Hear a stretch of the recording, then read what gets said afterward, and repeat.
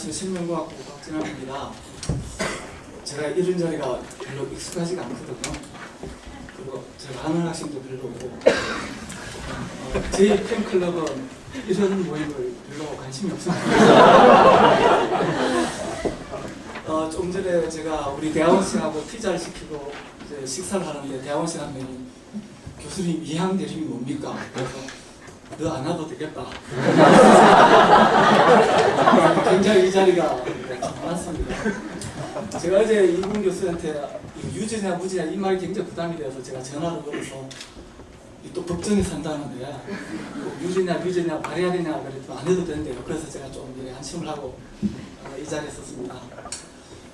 제가 최근에 고가의 디지털 카메라를 샀습니다. 여러분 이제 그쪽에 계신 분 아시겠지만 오두막 이제 제가 오두막을 이제 구입을 했습니다. 그리고 정식으로 사진을 좀 띄워보려고 이제 책도 좀 읽다 보니까 우리 또 대학원생이 책을 하나 좀 권해주더라고요. 그래서 브라이언 피터슨의 노출의 모든 것을 꼭 빌려주십시오. 그래서 그거 빌려고 있는데 우리 딸이 그 채찍을 보고 아빠 이거 너무 야한 거 아니야? 이 노출은 그 노출이 아니고 제가 이렇게 이제 변명하고 있는데 제가 이야기를 하는 이유가 요새 디지털 카메라는 굉장히 성능이 좋아서 해상도 높고 또 픽셀도 높아서 거의 아날로그에 필적할 만큼 아까 0과 1은 2분법이 아니라 그랬지만 어쨌든 0과 1을 이 디지털 도구를 이용해서 불연속적인 것을 연속적인 것을 이 디지털화하면서도 거의 아날로그와 버금가는 그런 기술을 갖게 되었습니다. 그런데 불구하고 제가 아는 많은 분들은 정말 사진 작가들은 이 디지털 카메라보다는 아직도 필름 카메라를 선호하고 또 한편으로 그것만이 진짜 작품이다 이렇게 생각하는 분들 있더라고요. 제가 그림을 하나 가져왔습니다. 이게 뭐냐면은 여기 빛입니다. 사실 빛은 파장으로 보면 10의 -4승부터 약 10의 18승까지 그래야 동그라미 12개입니다. 아주 다양한 파장으로 구성되어 있는데 유감스럽게 우리 눈이 볼 수 있는 파장은 약 400에서 700 정도. 그러니까 400에서 700이고 빛의 파장은 10의 -4승에서 10의 8승이니까 엄청 넓은 곳에서 아주 점 같은 부분만을 우리가 인식을 하는 거죠. 그리고 이것도 여러분 연속으로 되어 있습니다. 스펙트럼 연속체로 존재를 합니다. 사실 우리는 이항 대립은 사실 우리가 싫든 좋든 우리가 우리 사회를 이해하는 데는 필연적인 그런 방법으로 사용되고 있습니다. 제가 뭐 디지털 이야기가 나와서 제가 잠깐 이야기하면 제가 옆에 디지털 전공하신 분이 있어서 제가 이티 앞에 줄은 잡을까 좀 염려가 되지만 어떤 이쪽 교수님께서 이런 말 하시더라고요. 왜 포항이 IT에 강할 수밖에 없는가? 사실 포항은 IT가 강한 도시가 아니잖아요. 그분의 논리는 포항에는 영일만 있기 때문에 IT가 강하다.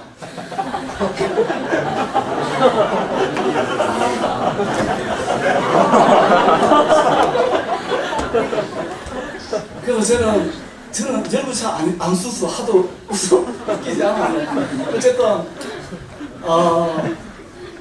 이분법으로 우리가 이 사회를 이해하는 건 너무나 익숙한데 그러나 오늘날 이 복잡하고 다양한 이 문명과 이 사회를 이해하는 데 있어서는 이항 대립 체계로서는 분명히 설명할 수 없는 그런 한계가 있다는 거죠. 남자와 여자처럼 중간항이 없는 남자 여자 중성이 돼야 되는데 중간항이 없는 그런 이 부분도 있지만은 가령 흙과 벽 사이는 분명히 회색 지대가 존재를 하죠. 그리고 수직과 수평 이 사이에는 대각선을 존재하지 않고는 설명할 수 없는 그런 경우가 있는 거죠.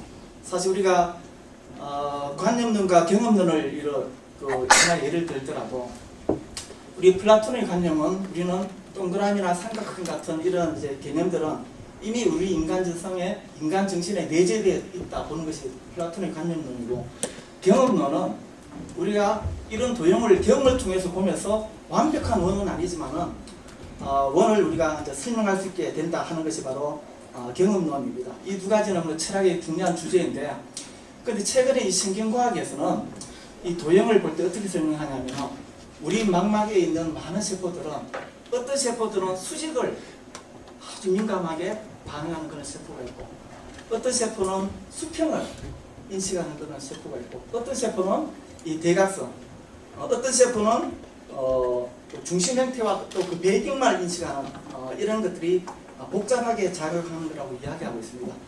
다시 말해서 이 경험과 관념의 구조가 아니고 이 둘 사이에는 어디 중간쯤 되는 곳에서는 이 신경계가 있어서 이 관념과 경험을 매개하는 것이다, 이렇게 볼 수가 있다는 거죠.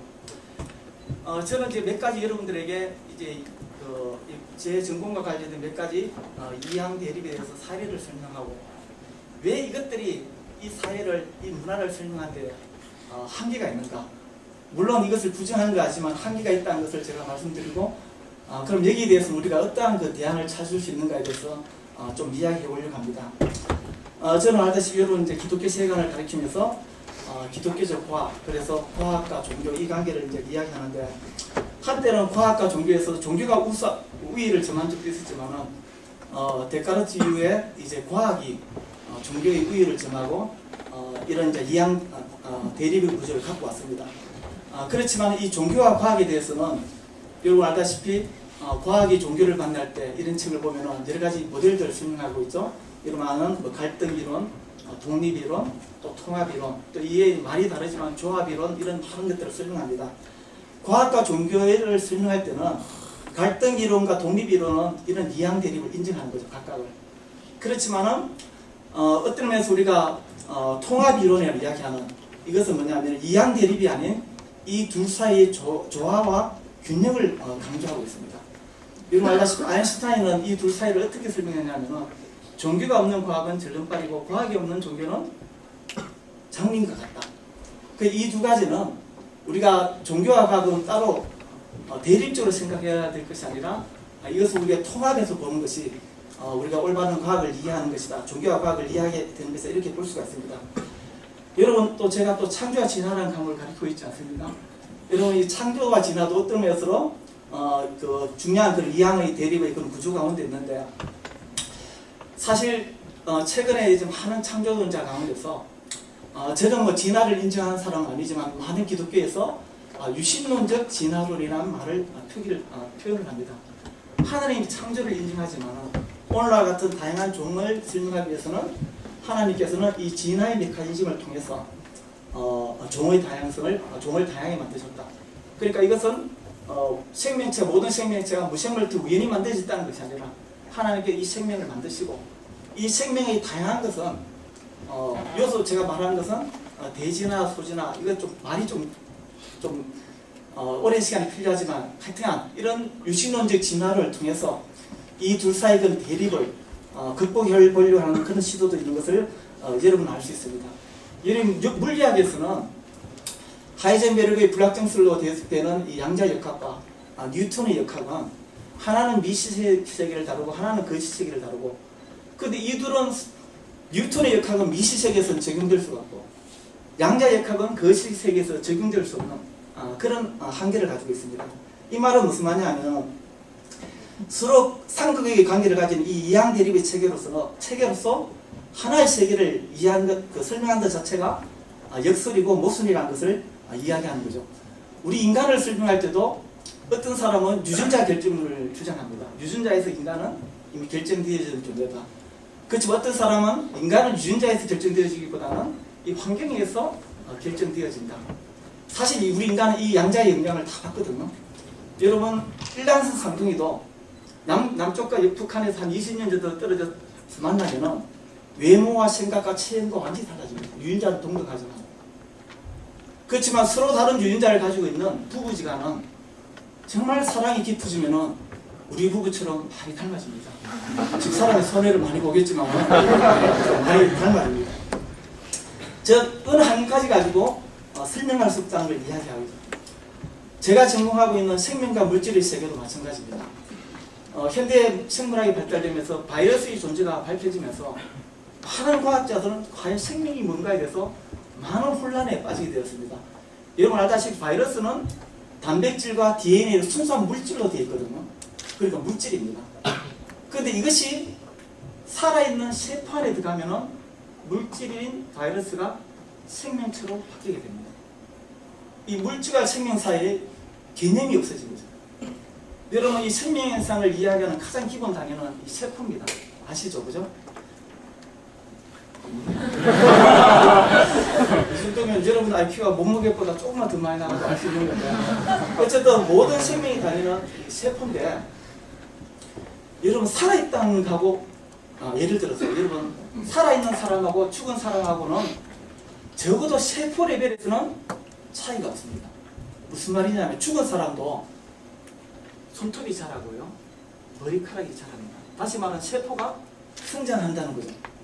세포 레벨에서는 생명의 기본 단위가 세포인데, 그런데 이 세포를 가지고 생명과 물질을 설명할 수 없다는 거예요. 무슨 말인지 이해하시죠?